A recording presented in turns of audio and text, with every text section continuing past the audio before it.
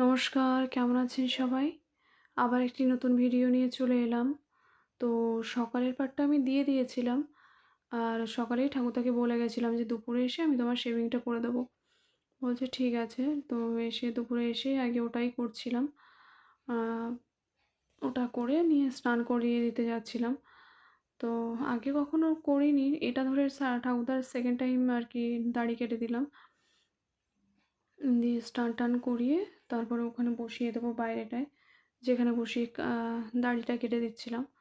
তো আগে যদিও নিজেই করতো যখন সবকিছু মনে থাকতো, নিজে যখন সবকিছু করতো, তখন নিজে করতো অথবা বাজারে গিয়ে সেলন থেকে করিয়ে নিত।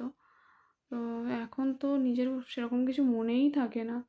মানে আমি বলে যাচ্ছি যে আমি কাজে যাচ্ছি কিন্তু ঠাকুরদা, তো তারপরে পরক্ষণে আবার নাকি মানে শুনতে পাই আশেপাশে এসে ওরা সবাই বলে আশেপাশের লোকজন যে ঠাকুরদা এরকম ডাকাডাকি করছিল। তো আমরা তো এরকম বলেছি যে ও তো কাজে গেছে।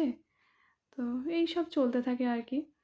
কিছু মনে রাখতে পারে না। যাই হোক, আমি সকালে এমনি খাইয়ে ভাত-টাত খাইয়ে রেখে যাই। তবুও যদি মাঝখানে খিদে পায় ওইজন্য বিস্কিট, কেক-টেক বার করে রেখে যাই।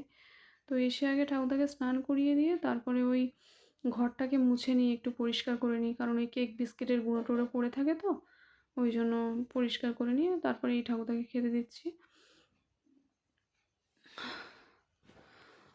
তো এই প্লাস্টিকের বাটিটা আমি এখন ইউজ করি। ১ম দিন আমি দেখেছিলাম যে ঠাকুরদা ওই ভাতের থালাতেই কুলকুচি করে ফেলছে। তো তার জন্য আমি বলি, "না বাবা, মানে ওই থালাতেই যেহেতু খায়, তো ওই থালাতে কেন ফেলবে?" ওইজন্য প্লাস্টিকের বাটিটাই হাত দেওয়ার জন্য ইউজ করি যে ওতেই কুলকুচি করে যেন ওতেই ফেলে। তো একটু জাস্ট লক্ষ্য রাখতে হয় যে মানে কতক্ষণে খাওয়াটা তার কমপ্লিট হচ্ছে। খাওয়া কমপ্লিট হয়ে গেলেই ওই থালাটা আমি তুলে নিই আর প্লাস্টিকের বাটিটা দিয়ে দিই। তো ভাত দেওয়ার পরে বলছে যে, "আমি এত ভাত খাবো না।" আমি বলছি, "ঠিক আছে দাঁড়াও আমি তুলে নিই খানিকটা।" তো ওই তুলে নিয়ে দিয়েছি, এবার খাচ্ছে আর ওই মাছটাকে আমি বেছে দিচ্ছি। যখনই মাছের তরকারি-টরকারি মাংস-টাংস হয়, তখন আমি বেছে-টেছে একবারে মেখে দিয়ে দিই। এমনি নরমালি ভাত-টাত আমি মেখেই দিই। কিন্তু মাছ, মাংস-টাংস হলে ওগুলো বেছে দিই।